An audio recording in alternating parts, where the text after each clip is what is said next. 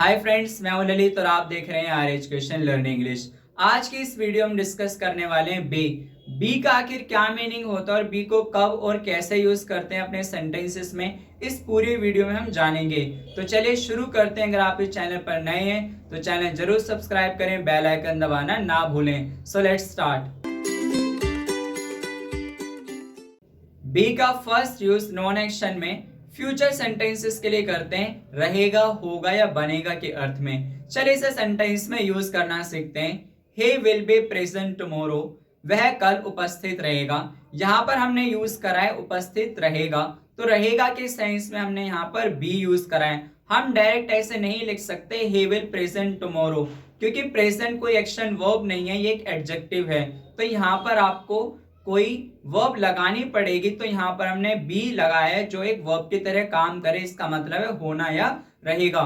एक और एग्जांपल लेते हैं। She will be your trainer, वह तुम्हारी ट्रेनर होगी। तो यहाँ पर हमने बी फिर यूज करा है जिसका मतलब है होना या बनना। आई will be ready in 5 minutes, मैं 5 मिनट में तैयार हो जाऊंगा। मैंने फिर बी का यूज करा, बी का यहाँ पर मतलब है होना। एवरीथिंग विल बी फाइन, सब कुछ ठीक हो जाएगा। तो होने के सेंस में मैंने यहाँ पर फिर यूज करा एवरीथिंग विल बी फाइन। एक बार इसका स्ट्रक्चर जान लेते हैं। जब भी आप नॉन एक्शन के सेंटेंस बनाते हैं, फ्यूचर सेंटेंसेस, जिसका स्ट्रक्चर होता है subject will plus be plus noun या एडजेक्टिव या वो भी ना हो। तो जब भी आप फ्यूचर में बात करते हैं कि कोई चीज फ्यूचर में होगी, उसके लिए हम बी का यूज करते हैं। लेकिन बी का यूज आप फ्यूचर सिंपल टेंस में नहीं करते, वहां पर हम V1 का यूज करते हैं, ना कि बी का। बी का सेकेंड यूज हम फ्यूचर कॉन्टिन्यूअस टेंस में करते हैं।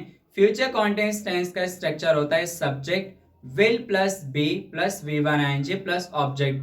फ्यूचर कॉन्टिन्यूअस टेंस का यूज हम तब करते हैं जब आप ये बताना चाहते हैं कि फ्यूचर में किसी एक पर्टिकुलर टाइम पर कोई एक्शन कंटिन्यू रहेगा, चलता रहेगा, तब हम फ्यूचर कॉन्टिन्यूअस टेंस का यूज करते हैं। चलिए एग्जांपल लेते हैं। I will be teaching my students at 5 o'clock in evening, मैं अपने बच्चों को शाम 5 बजे पढ़ा रहा हूँ। तो मैं अपने बच्चों को कब पढ़ा रहा हूँ?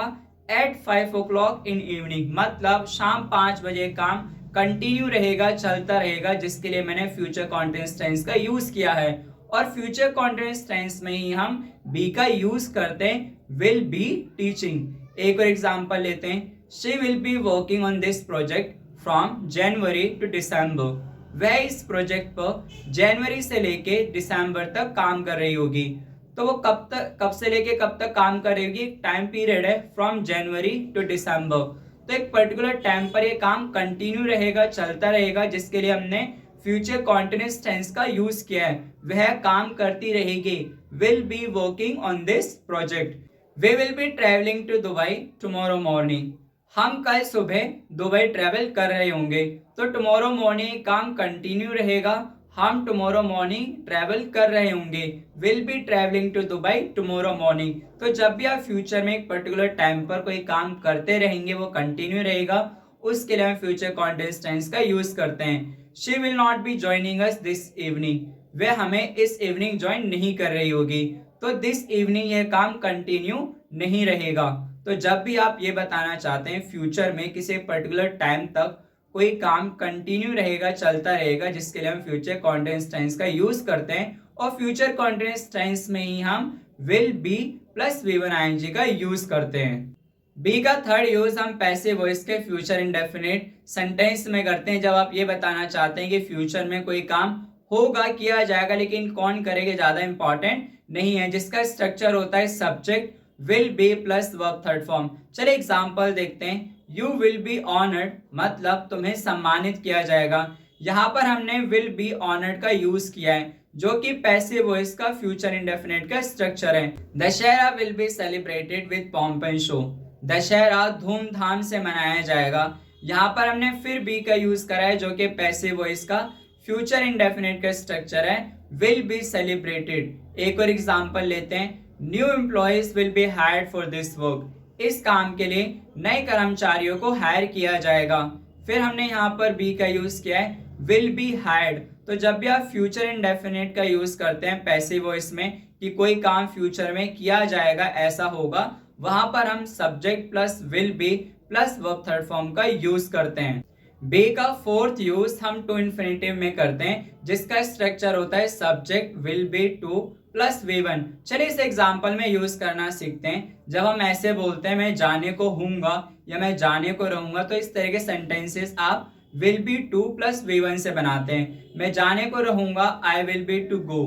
क्लास शुरू होने को होगी, the class will be to start. वह छोड़ने को होगी, she will be to quit. वह पौधे लगाने को होगा, he will be to plant the plants। तो जब भी आप बताना चाहते हैं कि फ्यूचर में कोई काम होने को होगा या होने को रहेगा, जिसके लिए हम यूज करते हैं will be to plus V1। I hope आपको बी का मीनिंग और इसके सारे यूज बहुत अच्छे समझ में आ गए होंगे कि बी का यूज कब और कैसे करते हैं। If you love this video do comment, like and share. See you in the next video. Channel जरूर सब्सक्राइब करें, इट मोटिवेट्स मी।